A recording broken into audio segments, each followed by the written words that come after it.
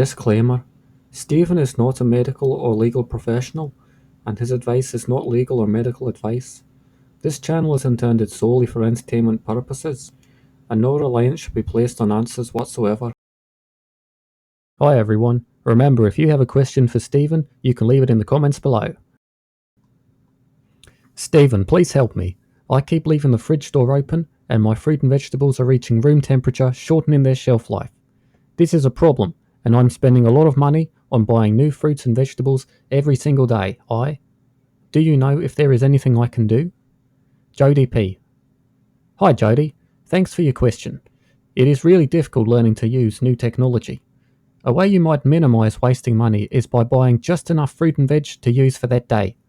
Fridges are notoriously unreliable anyway.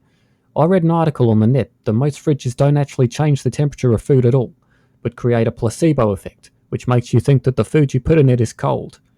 It might be a good idea to test if you've got a real fridge or a placebo fridge, but be careful. A lot of thermometers you can buy are also placebo-based as well. Mr. Tobias, is insurance fraud morally wrong? Twyla M. Hi Twyla, thanks for your question. It reminds me of a player I knew on the tour. I won't say his name, but we'll refer to him as Bernie. He was the type of guy who liked Christmas lights on his house in the middle of July. This guy was a good player, but hadn't made the big time yet.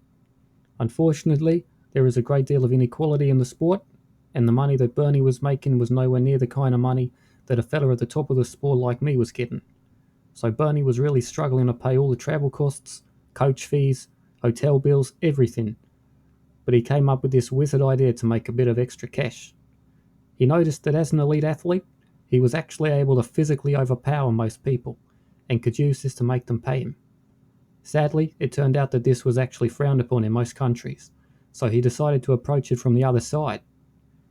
Bernie exaggerated his losses, shall we say, to the insurance companies, and soon was being recompensed for jewels, fancy watches, and other exquisite luxuries that had only really existed in his mind. He managed to do this in several countries, and under several different identities, and amassed a fortune almost as large as the prize money I took home in 2007. Although the financial situation was now comfortable, all the planning and execution of these paydays was taking a toll on Bernie's physical conditioning, not to mention his form in the sport. One day, in a second round match against Gerald Stokes, Bernie tripped over his own foot and broke both his legs, his collarbone, his wrist, and 2 teeth. A freak accident that nobody could have predicted.